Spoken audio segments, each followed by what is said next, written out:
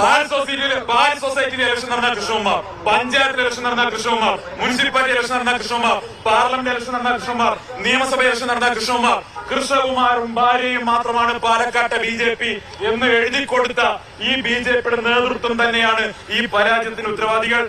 K സുരേന്ദ്രനെയും അദ്ദേഹത്തിന്റെ സംഘാംഗങ്ങളെയും മാരാർജി നിന്ന് അടിച്ച് പുറത്താക്കി ചാണകവെള്ളം തെളിച്ച് ശുദ്ധീകരിക്കാതെ ആ പാർട്ടി ഈ നഗരസഭയിലെ UDF ഉണ്ടാക്കിയിരിക്കുന്ന മുന്നേറ്റം സന്ദീപ് പക്ഷാണെന്നോ? ഞാൻ ഒരിക്കലും പറയില്ല. UDFന്റെ പ്രവർത്തകരുടെ അധ്വാനത്തിന്റെ ഫലമാണ്. അടുത്ത മുനിസിപ്പൽ തെരഞ്ഞെടുപ്പോടുകൂടി പാലക്കാട്ടെ മുനിസിപ്പാലിറ്റിയുടെ ഭരണം കൂടി അത് നഷ്ടപ്പെടാൻ പോകും.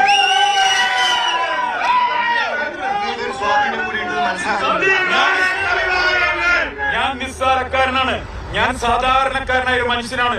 സാധാരണ പ്രവർത്തകർക്കൊപ്പം പ്രവർത്തിക്കുന്ന ഒരു പ്രാദേശിക നേതാവ് മാത്രമാണ് ഞാൻ. സുരേന്ദ്രൻ ബഹിരാകാശത്തുള്ള നേതാവാണ്.